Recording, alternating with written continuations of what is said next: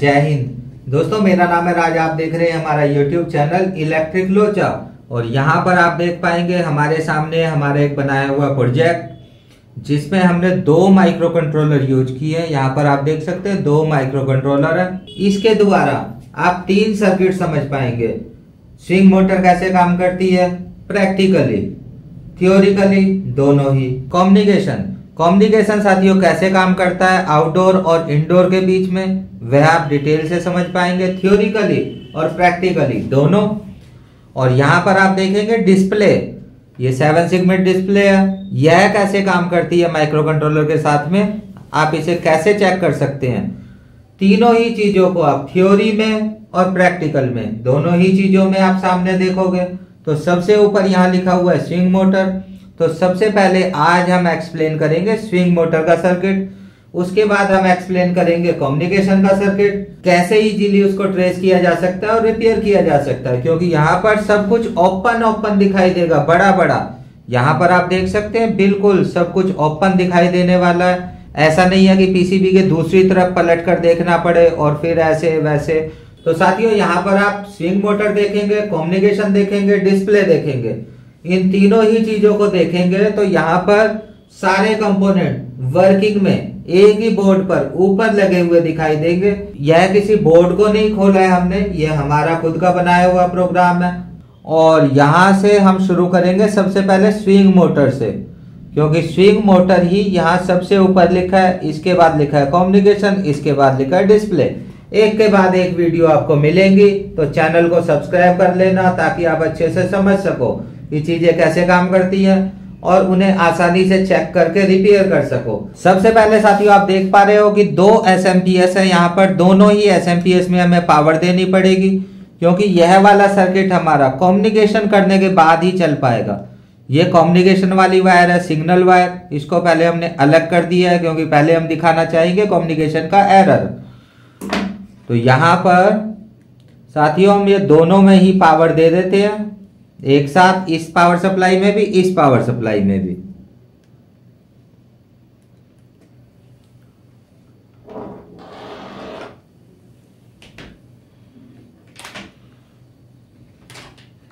और power on कर दे देते हैं। तो यहां पर आप देख सकते हैं EL आ रहा है, हाय आप सभी को बोल रहा है। और EL इलेक्ट्रिक लोचा है। अब ये चालू हो गया है, ऑफ दिखा रहा है, ऑपरेशन ऑफ है। और बाकी चीजें भी दिखाएगा, वो कम्युनिकेशन दिखाते समय हम पढ़ाएंगे।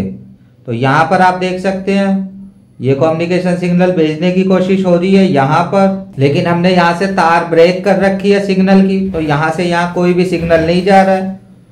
फिलहाल ये वाला सर्किट ऑफ कंडीशन में है, तो ये ऑन ऑफ वाली LED ऑफ है। ये आप देख सकते हैं ये कम्युनिकेशन एरर है, ई आ गया है, थोड़ी देर बाद ही आ जाता है। अगर आप चाहें तो हम इसे बंद करके भी दिखा सकते हैं दोबारा से। इसको एक बार ही ऑफ कर देते हैं, ऑफ हो गया। सिग्नल वायर हमने कनेक्ट नहीं की है। और ये हाय आप सभी को कह रहा है। इलेक्ट्रिक लोचा हमारे चैनल का नाम है, हाय और इलेक्ट्रिक लोचा EL। हम इसको छेड़ेंगे नहीं कुछ देर, तो आप देखेंगे यहाँ पर डबल E आ जाएगा, कम्युनिकेशन एरर। डबल E हमारे इस प्रोजेक्ट का कम्युनिकेशन एरर है। किसी भी बोर्ड का या किसी भी कंपनी के AC का इससे कोई रिलेशन नहीं होगा। डबल E साथियों हमारा अपना बनाया हुआ एरर है, जो कम्युनिकेशन ना होने की कंडीशन में डबल E दिखाएगा। इसका कोई भी कनेक्शन किसी भी कंपनी के AC से नहीं है। ये टोटल प्रोजेक्ट हमारा बनाया हुआ है समझाने के लिए आपको डिटेल से कि चीजें कैसे काम करती है और कैसे आप उन्हें चेक करके रिपेयर कर सकते हैं। तो आप ये देख सकते हैं कम्युनिकेशन का एरर आ गया है, डबल E आ गया है। अब हम इन्हें आपस में कनेक्ट कर देंगे सिग्नल वायर को, तो ये कम्युनिकेशन होने लग जाएगा और ये एरर भी हट जाएगा। चिमटी। तो साथियों हम इन दोनों वायर को एक चिमटी की मदद से कनेक्ट कर देते हैं इस तरह से। तो आप देखेंगे कि यहाँ पहले LED ब्लिंक नहीं हो रही थी, तो जैसे जैसे यहाँ से सिग्नल ट्रांसफर होते हैं तो ये वाली LED साथ साथ ब्लिंक करती है। आप देख सकते हैं यह वाली LED रिसीविंग डाटा की है और ये ऑन ऑफ की है। तो अभी ये ऑफ कंडीशन में है। हम इसको यहाँ से चलाएंगे तो ये मोटर चलेगी। तो यहाँ हम इसको ऑन कर देते हैं, तो यहाँ पर लिखा आएगा ऑन। ये आप देख सकते हैं ऑन लिखा हुआ आ गया। अब ये मोटर चल चुकी है स्लो स्लो। अब दोनों साइड से कम्युनिकेशन होगा। आप देखेंगे यहां से भी डाटा सेंड हो रहा है। अब हम आ जाते हैं स्विंग मोटर के ऊपर। सबसे पहले हम आपको स्विंग मोटर सिखाएंगे क्योंकि स्विंग मोटर लिखा है सबसे ऊपर। स्पीड भी एक बारी चेंज करके दिखा देते हैं। यहाँ पर BD आ रहा है, 0 वाली स्पीड पर है। C0 मतलब स्पीड 0 है, ऑन कंडीशन पर है। तो यहाँ पर ये ऑन कंडीशन की LED जल रही है। और ये BD बोथ डायरेक्शन, दोनों साइड मोटर घूम रही है। हम इसको पहले सिंगल डायरेक्शन कर देते हैं, तो फॉरवर्ड या रिवर्स कैसे भी कर सकते हैं। तो ये तो स्पीड है, यहां से आप देख सकते हैं मोटर डायरेक्शन लिखा हुआ है, ये फॉरवर्ड डायरेक्शन में हो गई है। तो अब आप देखेंगे कि ये सिर्फ फॉरवर्ड ही चलेगी, रिवर्स नहीं चलेगी, टोटल गोल गोल घूमती रहेगी। तो अब आ जाते हैं हम स्विंग मोटर के सर्किट पर। ये आप देख सकते हैं यहाँ पर स्पीड आ रही है इसकी C2, कंडीशन आ रही है ऑन और फॉरवर्ड डायरेक्शन मोटर की। तो यहाँ पर साथियों आप देखेंगे स्विंग मोटर का कनेक्शन कुछ इस तरह से होता है। स्विंग मोटर में 5 तारें टोटल होती हैं, जिसमें से ये 4 तार हैं, 1 2 3 और ये 4। और यहाँ पर आप देख सकते हैं रेड वायर है जहाँ पर सीधा पॉजिटिव वोल्टेज आ जाता है। लेकिन यहाँ पर आपको पॉजिटिव वोल्टेज नहीं मिलेगा, यहाँ पर मिलेंगी पल्सें। यहाँ पर पल्स मिलेगी। ये ULN 2003 IC है। 2003 IC में यहाँ पर जब पॉजिटिव आता है तो यहाँ पर ये नेगेटिव आउट करती है इसकी सेम बिल्कुल सामने वाली पिन पर। और इसको चलाने के लिए आप देख सकते हैं हमें 4 पिनों की जरूरत पड़ती है। अगर इसमें से कोई भी एक पिन बंद हो जाएगी तो फिर ये मोटर ठीक से नहीं चलेगी। ये चारों रेजिस्टेंस, अगर रेजिस्टेंस लगी है तो भी ठीक है, अगर नहीं लगी है तो यहां से माइक्रो कंट्रोलर से कनेक्ट होनी चाहिए। ये आप देख सकते हैं एक रेजिस्टेंस माइक्रो कंट्रोलर से यहां से, तो यहां से आप देख सकते हैं माइक्रो कंट्रोलर की 14 नंबर पिन से कनेक्ट है और सीधा IC की 4 नंबर पिन पर आ जाती है। दूसरी माइक्रो कंट्रोलर की 13 नंबर पिन से कनेक्ट है और सीधा IC की 5 नंबर पिन पर आ जाती है। तीसरी आप देखेंगे माइक्रो कंट्रोलर की 12 नंबर पिन से कनेक्ट है और सीधी ULN 2003 की 6 नंबर पिन पर आ जाती है। यहां से आप देखेंगे तो माइक्रो कंट्रोलर की 11 नंबर पिन पर कनेक्ट है और यहां से ये सीधी रेजिस्टेंस यहां आ जाती है। तो इसमें ऐसा भी हो सकता है साथियों कि ये वाली पिनें यूज ना करके इस तरफ वाली पिनें यूज की हो, तो मोटर की तारें भी फिर इस तरफ लगी होंगी। तो यहाँ पर आपको क्या चेक करना है, यहाँ पर आपको पल्स चेक करनी है। अगर यहाँ पर आपको पल्स मिलती है तो आउटपुट में भी आपको पल्स मिलनी चाहिए। अगर यहाँ पर आपको पल्स नहीं मिलती है तो आउटपुट में भी पल्स नहीं आएगी। तो उस कंडीशन में ये रेजिस्टेंस खराब हो सकती है। लेकिन अगर यहाँ पर पल्स मिल रही है और यहाँ पर पल्सेस नहीं मिल रही है तो इसका मतलब IC खराब है ये वाली। और अगर यहाँ पर भी पल्स मिल रही है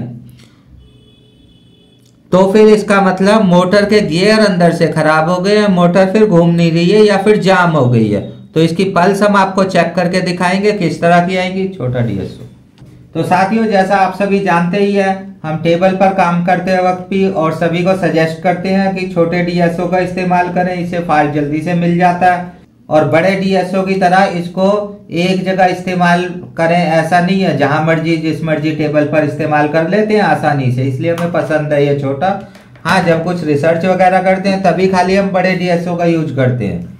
तो साथियों यहाँ पर आप देखेंगे थोड़ा हम इसको ऐसे खिसका लेंगे ताकि आप देख पाए।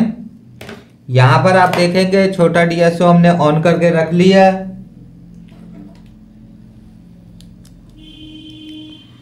और हम इसकी आपको पल्स चेक कराने वाले हैं किस तरह की पल्सें आएंगी।